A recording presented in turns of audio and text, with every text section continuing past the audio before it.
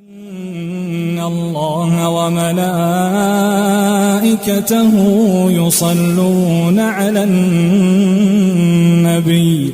يا أيها الذين آمنوا صلوا عليه وسلموا تسليما.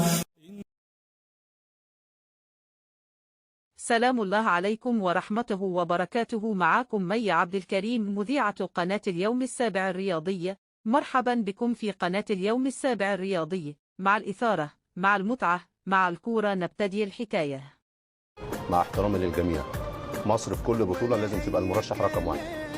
عندنا كابتن المنتخب من أفضل 10 لاعبين على مستوى العالم، عندنا مدير فني على أعلى مستوى، عندنا مجموعة مميزة. فأتمنى إن شاء الله إن احنا نحقق اللقب الثامن. 7 بطولات لم تأتي من فراغ كابتن، مسيرة طويلة. وعادة الناس اللي بتبقى المتابعة ما بترشحش مصر. احنا في ال3 بطولات اللي خدها منتخب مصر يا طارق ما كانش مرشح. 2006 ما كناش مرشحين، 2008 ما كناش مرشحين، 2010 ما كناش مرشحين. فكويس ان الانظار بتبعد عننا، ما تبقاش يقول لك مصر ما تبقاش مرشح رقم واحد. فاتمنى ان شاء الله الاولاد يكونوا عند حسن الظن، وان شاء الله نقدم بطوله كويسه وناخد اللقب الثامن ان شاء الله.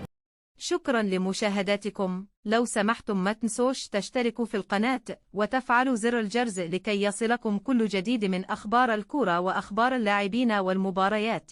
كان في صحبتكم مي عبد الكريم.